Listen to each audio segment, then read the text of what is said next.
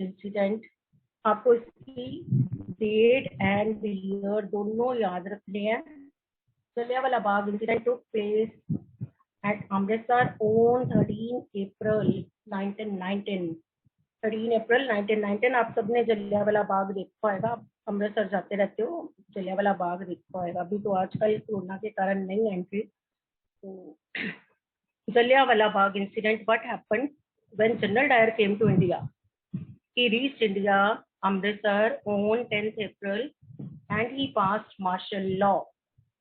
उसने आते ही martial law पास किया था and according to martial law, Indians were not allowed to assemble and means 3 to 4 Indians इकट्ठे नहीं हो सकते थे and due to Baisakhi, many outsiders came to Amritsar and they didn't know about the martial law that was passed by General Dyer. And they went to Jallianwala Bagh and on 13 April, Congress ने एक meeting रखी थी, कांग्रेस ने peaceful meeting रखी थी at Jallianwala Bagh. And many outsiders also went to Jallianwala Bagh with their kids. They didn't know about the martial law that was passed by Jallianwala. They went to Jallianwala Bagh with their kids. And General Dyer को लगा तो लोगों ने follow नहीं किया. So that's why General Dyer with his troops entered the Jallianwala Bagh and he ordered his troops to fire on unarmed Indians. Many Indians lost their lives and many got injured. Whole India was shocked due to this. Gandhiji was also shocked and he decided to call back his Satyagraha movement. First of all, he declared strikes and there were strikes in whole of India and Gandhiji decided to call back his Satyagraha movement. You know ना कि Satyagraha movement launch की हुई थी महात्मा गांधी ने. So Gandhiji decided to call back his Satyagraha movement. Now he decided to launch non-cooperation movement. Now he wanted to launch mass movement because Satyagraha was not a mass movement. Participation of people was not more in Satyagraha movement. अभी मैं बताऊंगी what were the reasons why people didn't join this movement. So now Gandhiji wanted to launch mass movement by joining hands with Muslims. So that's why he decided to call back the Satyagraha movement. First of all, so there were strikes in whole of India due to this incident. People attacked the houses of British officials and there was violence. So British crushed these violent activities. They gave strict punishments to the Satyagrahis. Satyagrahis were forced to rub their noses and they had to crawl in the streets of Amritsar and had to do salam to all sahibs. Sahibs means British. So in this way, British crushed their violent activities and Satyagrahis were punished.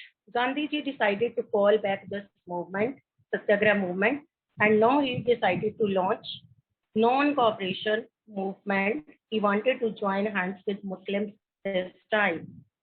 Now, why Gandhiji called back Satyagraha movement? First of all, the violent incident occurred at Jallianwala Bagh and Gandhiji was against violence. So, his movement was limited to few areas where Gandhiji visited. Unhi areas mein ye movement popular thi where Gandhiji visited. And in other parts of India, people did not know about this movement.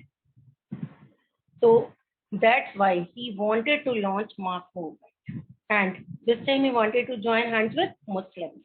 So Gandhiji launched this movement in 1920. अगर तो non cooperation अकेला पूछा जाता है, आपको यहाँ पे 2 years you have to learn for non cooperation movement. First is अगर तो आता है सिर्फ नॉन कॉपरेशन मूवमेंट कब लॉन्च हुई तो 1920. अगर आता है नॉन कॉपरेशन खिलाफत साथ में लिख के पूछते हैं तो जनवरी 1921. जनवरी 1921 है अगर आता है non cooperation Khilafat movement. Is it clear? अगर आता है अकेला नॉन कॉपरेशन मूवमेंट देन 1920, बच्चे यहाँ पे कंफ्यूज हो जाते हैं। 1920 नॉन, आपने देखना है कि आपसे क्या पूछा है। नॉन कॉपरेशन अकेला पूछा, then you have to write 1920। अगर नॉन कॉपरेशन खिलाफत मूवमेंट पूछा, then you have to write January 1921। Is it clear? तो ये 2 years you have to learn for non cooperation movement. अब नॉन कॉपरेशन, जैसे मैंने सत्याग्रह का मीनिंग बताया था, fight for truth, non cooperation का मीनिंग है नॉट टू कॉपरेट ब्रिटिश।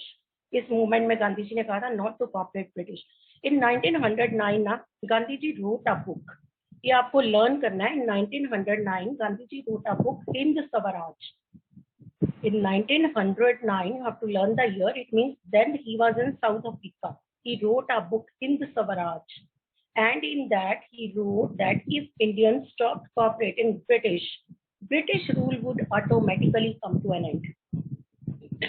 तो पेपर में पूछते होते हैं who wrote Hind Swaraj, you know it very well, Mahatma Gandhi.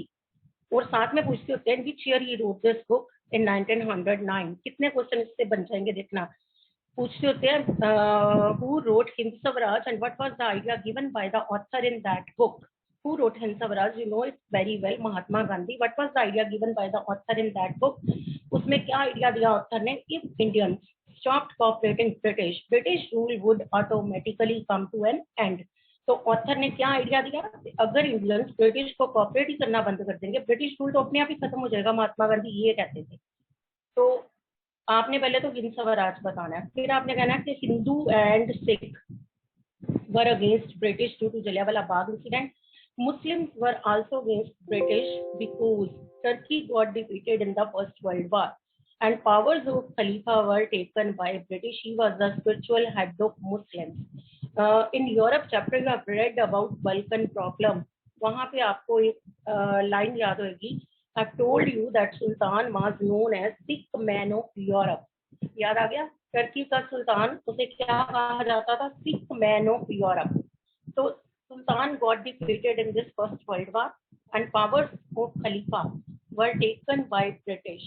So this was not tolerated by Muslim community because he was spiritual head of Muslims। अब जैसे अकाल तख्त का ठेकेदार और सिख कम्युनिटी का हेड है ना, तो सेम एज मुस्लिम कम्युनिटी का हेड हम कहेंगे खलीफा। तो उसकी पावर्स किसने ले ली? ब्रिटिश। तो this was not tolerated bye Muslim community and they wanted to launch movement against British from the Muslims. Ali brothers Muhammad Ali and Shaukat Ali decided to launch movement, Khilafat movement against British.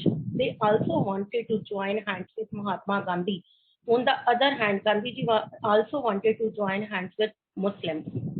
तो दोनों ही एक दूसरे से hand join करना चाहते थे, but Congress, some of the Congress leaders they didn't want to join hands with Muslims. वो नहीं चाहते थे मुस्लिम्स के साथ हैंड ज्वाइन करना।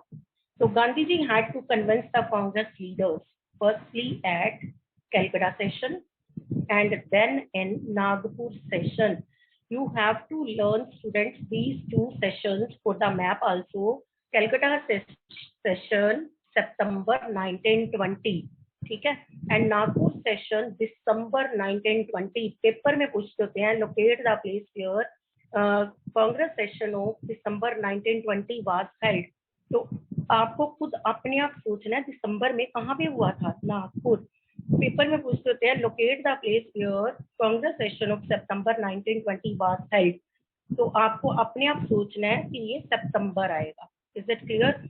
आपको मैं एक वे से लर्न करवाऊं, सुप्रीम कोर्ट सितंबर कैलकाटा, ठीक है, सितंबर कैलकाटा, एनडी एनडी नागपुर दिसंबर, नागपुर दिसंबर। तो कैसे भी करके इसको लर्न रखो, ठीक है, नहीं तो मैप गलत हो जाएगा अगर आप मंथ को देख के गलत प्लेस लोकेट करोगे। सुप्रीम कोर्ट याद वर्ड रखो, बस आपको अपने आप याद रहेगा कि दूसरा तो फिर नागपुर ही है, ठीक है। तो सितंबर मंथ में एक सेशन हुआ। Gandhi ji convince the Congress leaders that there is need to join hands with Muslims, but Congress leaders didn't agree. Then again in Nagpur session, Gandhi ji again convinced the Congress leaders that there is need to join hands with Muslims.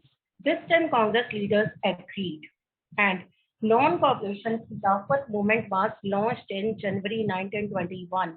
अब दोनों ने hand join किए from the Ali brothers, Mohammad Ali and Shaukat Ali, और इधर Mahatma Gandhi. They together launched non-cooperation खिलाफत movement in January 1921. Movement launch हो गई. अब you know it very well. Satyagraha movement was not a mass movement. It was limited to few areas, but this time Gandhiji wanted to make this movement popular among Indians. So that's why. Wait. India. अपने आप सोचो, गांधी जी ने शौकत अली के साथ whole India का round लिया. ठीक है. क्यों राउंड लिया? Because he wanted to make it mass movement बना India with Shaukat Ali and convince the people to join this movement. Indians को कन्विंस किया इस मूवमेंट को ज्वाइन करो. So what are the programs of this movement? In this movement, Gandhiji asked Indians not to cooperate British and not to use British goods. Boycott the British goods, use goods, not to use mill-made clothes, use khadi, surrender the titles given by British government. So these were the programs of this movement. So this movement spread in different parts of the country. वो हम बाद में करेंगे. First we will do this call back of this withdrawal of this movement और this movement spread. वो हम बाद में करते हैं. Firstly I want to tell you how this movement, why Gandhi call back this movement in February 1921. He launched this movement, but in Feb 1922 he called back this movement. गांधी जी ने इस movement को वापस लिया. For example, I have told you that Gandhi ji called back Satyagraha movement after Jallianwala Bagh incident. Paper में पूछते थे which movement was called back by Mahatma Gandhi after Jallianwala Bagh incident. So you have to learn the Satyagraha movement. Which movement was launched by Mahatma Gandhi after Jallianwala Bagh incident? Non-cooperation Khilafat movement. So this movement was called back, withdrawal by Mahatma Gandhi in February 1922. ऐसा क्या हो गया कि movement वापस लेनी पड़ी? सिर्फ एक साल चलाई इतनी मेहनत करके. What happened? So violent incident took place at चोरी चोरा. चोरी चोरा विलेज का नाम है. You have to learn it. चोरी चोरा आपको मैप में भी लोकेट करने के लिए कहते हैं. ये अभी भी विलेज है उत्तर प्रदेश में. Is it clear? चोरी चोरा is the village in Uttar Pradesh. तो आपको याद रखना है. Violent incident took place at चोरी चोरा विलेज इन उत्तर प्रदेश. ठीक. अब यहाँ पे क्या हुआ? People turned violent and they attacked the police station and set it on fire. 22 policemen lost their life in this incident. 22 policemen मारे गए इसमें. कितना इजी है लर्न करना. मैंने बोला है this movement was called back by Mahatma Gandhi 1922. ठीक है. आप सिर्फ फेब नहीं भी लिखते, इट्स ओके, बिकॉज आपकी बुक में मंथ नहीं दिया हुआ. मैंने अपनी तरफ से बताया 5 फेब को ये मूवमेंट विथड्रॉ हुई थी. आप नहीं भी लिखोगे चलेगा. आपको 1922 लर्न रखना है. And 22 policeman. अब देखो कितना इजी है ना. 22 policeman 1922. So 22 policemen lost their lives in this incident. So Gandhiji was shocked to see this and he decided to call back his non-cooperation Khilafat movement without consulting Muslims who were the active participants of this movement. You know it very well कि Shaukat Ali with Mahatma Gandhi took the round of whole of India and encouraged the people to join this movement. But when Gandhiji called back this movement, he didn't consult with Ali brother. He called back this movement due to violent incident that occurred at चोरी चोरा village in Uttar Pradesh Gorakhpur district. ये भी याद रखना है. चोरी चोरा Uttar Pradesh Gorakhpur district में एक विलेज है. ठीक है. जैसे मैं बोलूं पंजाब, फिर मैं बोलूं जलंधर डिस्ट्रिक्ट, फिर मैं बोलूं नागरा विलेज. सेम है. पंजाब मैंने स्टेट बोली, डिस्ट्रिक्ट मैंने जलंधर बोला, नागरा मैंने विलेज बोला. सेम है. मैं बोल रही हूँ उत्तर प्रदेश गोरखपुर डिस्ट्रिक्ट चोरी चोरा विलेज. तो इसमें से आपको लर्न रखना है क्योंकि डिस्ट्रिक्ट भी पूछा जाता है कौन से डिस्ट्रिक्ट में है चोरी चोरा गोरखपुर डिस्ट्रिक्ट. तो गांधी जी ने without consulting Muslim he called back this movement. So due to this, feelings of alienation came among Muslims, and in the next movement, they didn't join with Mahatma Gandhi. They didn't join the next movement that was launched by Mahatma Gandhi. That was civil disobedience movement. उस movement में कि Muslims नहीं आए थे because Muslims नाराज होना शुरू हो गए थे कि मुस्लिम्स को कंसल्ट किए बिना ये मूवमेंट विथड्रॉ कर ली गई. ठीक है. तो movement was called back by Mahatma Gandhi in 1922. How this movement spread in other parts of India? Now listen carefully. First of all तो ये मूवमेंट स्प्रेड हुई। अब मैं यहाँ पे स्टोरी में पूरी डिटेल नहीं बताऊंगी, लिखते वक्त हम सारा करेंगे, ठीक है। पहले तो टाउन्स के लोगों ने पार्टिसिपेट किया। सिर्फ एक इतना याद रखना, मद्रास के लोगों ने पार्ट नहीं लिया, because in Madras there were non Brahmin, और उनको था कि कांग्रेस जो है ना वो सारे राइट सारी पावर्स ब्राह्मणों को देती है। तो नॉन ब्राह्मण मद्रास में थे, they wanted to remain with British. उनको था हम ब्रिटिश के साथ रहेंगे, हम इलेक्शंस लड़ेंगे, अपने आप पावर्स में आएंगे, हमें कांग्रेस ने तो पावर्स में लाना ही नहीं है। तो इतना याद रखना, ठीक है।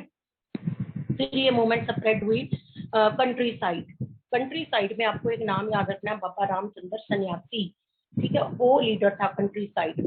ठीक, अभी मैं पूरी डिटेल में नहीं जा रही। फिर आपको याद रखना है मूवमेंट इन ट्राइबल एरियाज। यहाँ पे आपको लीडर का नाम याद रखना है, अलूरी सीताराम राजू। ये ट्राइबल था, अलूरी सीताराम राजू, ठीक है। फिर आपको plantation area 1859 inland immigration act pass किया था ब्रिटिश ने। According to that act Indian जो थे ना प्लांटेशन एरिया में वर्क करते थे, उन्हें फ्रीली मूव नहीं करने देते थे ब्रिटिश, वो घर भी नहीं जा सकते थे। जो लोग प्लांटेशन एरियाज में होते थे, their living and working conditions were very poor. तो प्लांटेशन एरिया में भी ये मूवमेंट स्प्रेड हुई। कहाँ कहाँ स्प्रेड करने आपको बताया। अब इस मूवमेंट बाद 1922 में गांधी मूवमेंट 1922 में ही स्वराज पार्टी बनी, ठीक है। 20 non cooperation movement, 1921 non cooperation Khilafat movement, 1922 called back non cooperation Khilafat movement या चोरी चोरा इंसिडेंट। अब 1922 का ये एक और आपको इंसिडेंट लर्न रखना है, क्या बनी स्वराज पार्टी। स्वराज का मतलब है सेल्फ रूल। बच्चे मोस्टली इंडिपेंडेंस लिखते हैं, गलत। स्व हिंदी का वर्ड है अपना, राज रूल। कितना इजी ऐसे लर्न करना, स्वराज अपना राज अपना रूल सेल्फ रूल। तो स्वराज पार्टी बनी 1922 में। कौन थे लीडर, किन्होंने बनाई, CR दास एंड मोतीलाल नेहरू। पंडित जवाहरलाल नेहरू के फादर ने, मोतीलाल नेहरू। क्यों बनाई, पूछते होते हैं इस पे 3 नंबर का क्वेश्चन आता होता है स्वराज पार्टी के। Meaning self rule, leader CR दास मोतीलाल नेहरू, ठीक है। फिर आपने बताना है क्यों बनी ये पार्टी। आपने लिखना है कि Congress leaders no fed up with the movements of Mahatma Gandhi. Fed up हो चुके थे गांधी जी की मूवमेंट से। Now they wanted to take part in elections. They were on the view that by taking part in elections, they would come in power and force British to introduce reforms in Indian administration. So that's why they formed Swaraj Party. But still, some young leaders like Pandit Nehru, Subhash Chandra Bose, they were with Mahatma Gandhi. Father against थे, but beta Pandit Nehru, he was with Mahatma Gandhi. So this is about Swaraj Party. अब इसके बाद सीधा अब चलो Simon commission 1927, 1922 के बाद सीधा 1927 Swaraj party, Simon commission 1927। Simon commission was formed under Simon. आपने बताना है 1927 में टोरी गवर्नमेंट थी ब्रिटेन में, TORY, ठीक है, TORY, learn it, Tory government. Tory government ने साइमन कमीशन बनाया 1927 में under sir John Simon. Sir John Simon के अंडर ये कमीशन बना 1927 में। बट दिस कमीशन अब बना क्यों, why this commission was form. British 19 जब ब्रिटिश इंडिया से गए थे ना 1919, तो उन्होंने प्रॉमिस किया था कि after few years they would come back with some reforms, कि वो इंडिया में कुछ रिफॉर्म्स लेके आएंगे। अब वो रिफॉर्म्स लेके आए थे। तो this Simon commission was formed in 28 में इंडिया आया। अब this commission had 7 members and they all were British. So Indians turned against it because no Indian representative was there in Simon Commission. So Indians, this commission reached Lahore on 30th October 1928. अब लाहौर पहुंचा 30th October 1928 को। So Indians decided to boycott this commission, and under the leadership of Lala Lajpat Rai, they boycotted this commission and they greeted it with black flags. Black flags के साथ इसको welcome किया। अपने आप सोचो, black flags के साथ welcome. They greeted it with black flags and with the slogan Simon go back. तो ब्रिटिश डिड लाठी charge on Indians and British bitterly beaten Lala Lajpat Rai with lathis. Lala Lajpat Rai got injured. and after few days he died. 17 नवंबर को लाला लाजपत राय की death हो गई। British ने पता क्या बोला था, कहा था हार्ट अटैक हुआ है, जबकि उनकी लाठियों से डेथ हुई थी बिकॉज ही गोट इंजर्ड। तो लाला लाजपत राय की डेथ हो गई। अब ब्रिटिश को था कि एक नेशनलिस्ट लीडर की डेथ हुई है, तो अब lord Irwin was the governor general of India in those days. ये नाम अब आपने नहीं भूलना, lord Irwin. He was the governor general of India in those days when Simon came to India. तो लॉर्ड इरविन ने चलाकी की। ही डिक्लेयर्ड, अब उसको था कि एक नेशनलिस्ट लीडर की डेथ हुई है तो इंडियंस भड़क जाएंगे, that's why he declared dominion status for India. अब डोमिनियन स्टेटस था क्या? डोमिनियन स्टेटस के अकॉर्डिंग जो lord Irwin declared dominion status, अब डोमिनियन स्टेटस था क्या?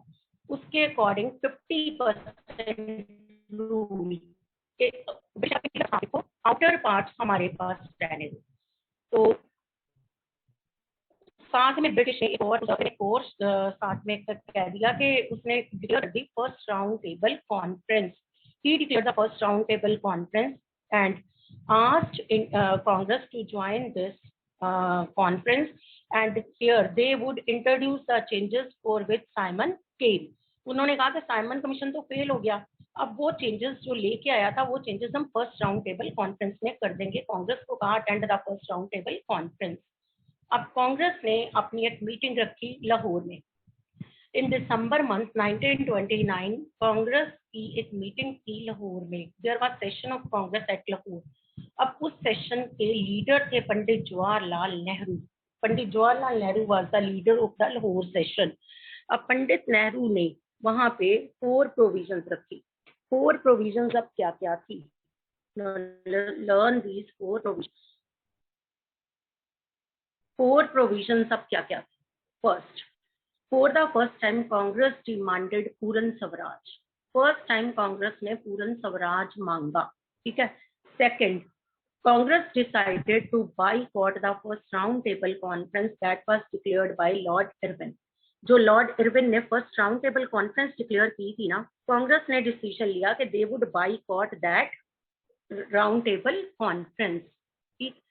Third, if demands of Mahatma Gandhi were not fulfilled, Congress ने कहा अगर गांधी जी की डिमांड्स पूरी ना हुई, they would launch civil disobedience movement under the leadership of Mahatma Gandhi.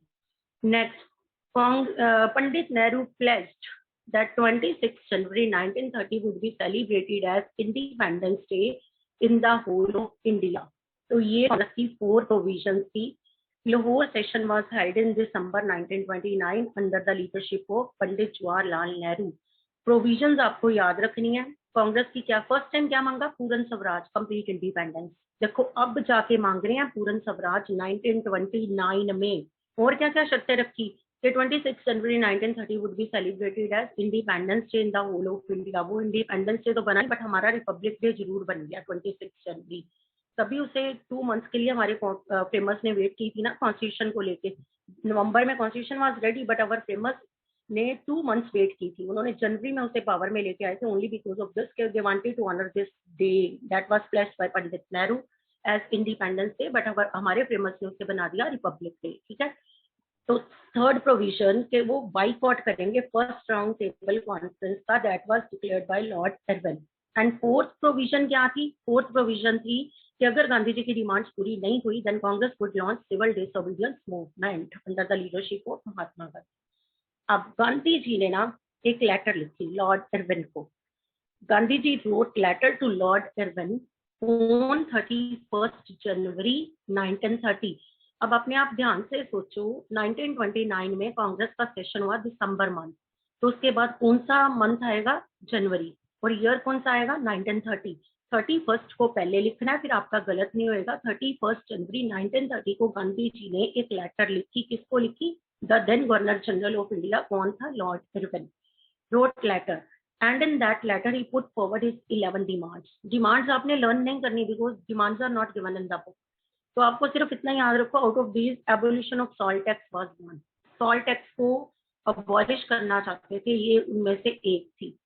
तो Gandhi ji wrote letter to Lord Irwin in that he gave an ultimatum to Lord Irwin. उसमें एक अल्टीमेटम भी दिया that is demands must be fulfilled by 11th मार्च। अपने आप ध्यान से सोचो, 11 डिमांड्स 11th मार्च, ठीक है। जैसे मैंने पहले करवाया 22 पुलिसमैन 1922, 11 डिमांड्स 11th मार्च 1930 तक उन्होंने कहा मेरी डिमांड्स पूरी कर दो। But Irwin declared all the demands unrealistic, उसने कहा सारी यूजलेस है, कोई भी पूरी नहीं होगी। So that's why Gandhi ji started civil disobedience movement on 12th March। ठीक है, अब आपको डेट भी याद रहेगी, 11 डिमांड्स 11th मार्च तक था, और सिविल डिसोबीडियंस मूवमेंट की ईयर एंड डेट तो आपको बहुत इजी वे से लर्न रहेगी। 12th March 1930 Gandhi ji launch civil disobedience movement. अब उन्होंने लॉन्च कर दी।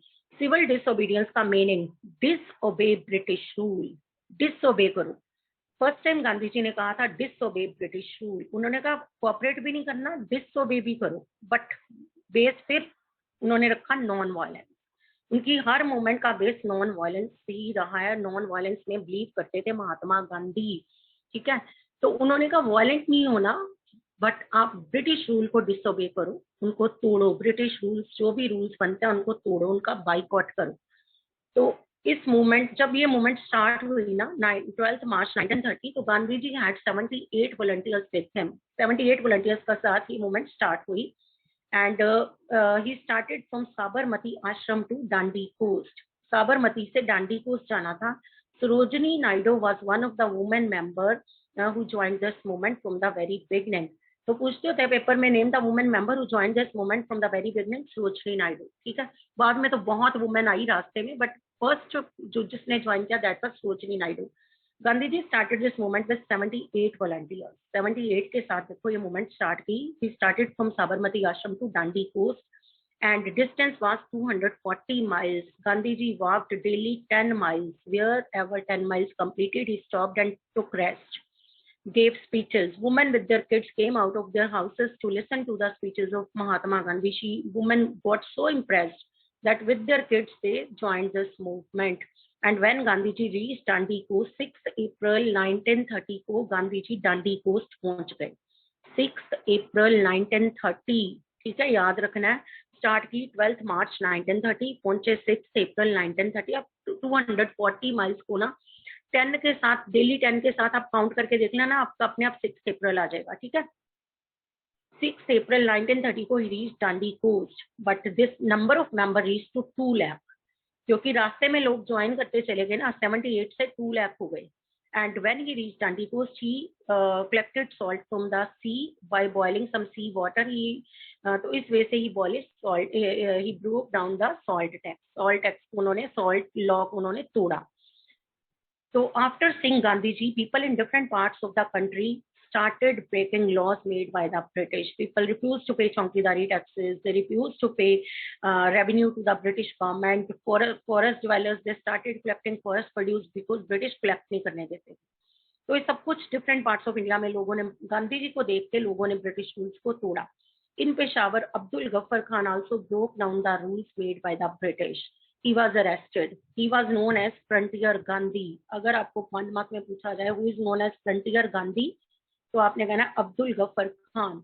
अब्दुल गफ्फर खान ने पेशावर में रूल्स को तोड़ा। He was arrested. Pandit Nehru was also arrested. Near about 1 lakh people were arrested. And due to this, Gandhiji was shocked and he decided to release these political prisoners. Gandhiji asked Irwin to release these political prisoners. अब गांधी जी और Irwin में ना एक pact sign हुआ, समझौता हुआ। अब उस समझौते में क्या क्या हुआ? 5th मार्च 1930 को a pact was signed between Mahatma Gandhi and Lord Irwin. 5th मार्च 1930, याद रखना, 1931 sorry, 5th March 1931 pact was signed. 31 हो जाना अब year, 1931 5th March pact was signed between Mahatma Gandhi and lord Irwin. अब इसमें क्या था? इरविन ने गांधी जी को कहा अपनी मूवमेंट वापस लो, सिविल डिसोबीडियंस मूवमेंट, और साथ में इरविन ने एक और शर्त रखी, to attend the second round table conference. उसने कहा second round table conference London में होनी है, you have to attend that. और गांधी जी की सिर्फ एक ही शर्त थी, to release the political prisoners. अब गांधी जी ने मूवमेंट विदड्रॉ कर ली, फिर विदड्रॉ कर ली, ठीक। अब चले गए, जो जो लोग इस मूवमेंट में आए थे ना, उनकी किसी की भी डिमांड नहीं पूरी हुई, but Gandhi ji call back this movement. जो एक्टिव पार्टिसिपेंट्स थे ना, वो सब नाराज हुए थे इस बात से। बाद में हम करेंगे क्यों नाराज हुए थे। तो गांधी जी वेंट लंदन, लंदन चले गए मीटिंग अटेंड करने। अब वहां पे क्या हुआ, इरविन ने तो दोनों शर्तें पूरी करवाई, गांधी जी मूवमेंट भी वापस ली और लंदन भी गए। Irwin refuse to release the political prisoners, उसने कहा वो कोई प्रिजनर्स को नहीं छोड़ेगा। Gandhi ji got disappointed, came back India, decided to relaunch civil disobedience movement, but this time people lost their faith and didn't join this movement. तो उन्होंने इस मूवमेंट को ज्वाइन ही नहीं किया। अब हमारा एक लास्ट टॉपिक रह गया, हु पार्टिसिपेटेड दिस मूवमेंट। उसी के साथ इस लेसन का एंड हो जाना। जैसे मैंने नॉन कॉपरेशन नहीं करवाया, हु पार्टिसिपेटेड सिर्फ हिंट बताया है। इस मूवमेंट को किस किसने ज्वाइन किया, रिच पीजेंट्स, पुअर पीजेंट्स। पर पुअर को इग्नोर किया गया क्योंकि कांग्रेस हमेशा रिच की सपोर्टर रही, तो पुअर को इग्नोर किया गया। वर्कर्स, इंडस्ट्रियलिस्ट, वर्कर्स को इग्नोर किया गया, industrialist were the active participants, पर डिमांड्स इंडस्ट्रियलिस्ट की भी पूरी नहीं हुई थी। फिर वुमेन, वुमेन तो एक्टिव पार्टिसिपेंट्स थी, अभी मैंने बताया कि वुमेन ने ज्वाइन की इस मूवमेंट। मुस्लिम्स आए नहीं थे इस मूवमेंट में, ठीक है। तो ये सबको करने के बाद हमारा ये चैप्टर कंप्लीट होता है, ठीक है। तो जितना हमने स्टोरी करवाई है, प्लीज एक बार इस स्टोरी को आपने अपने वे से रिवाइज करना है। अगर एक बार आप ईयर्स लर्न कर लोगे ना, then this chapter will become very easy for you, okay? You have to learn according to the years.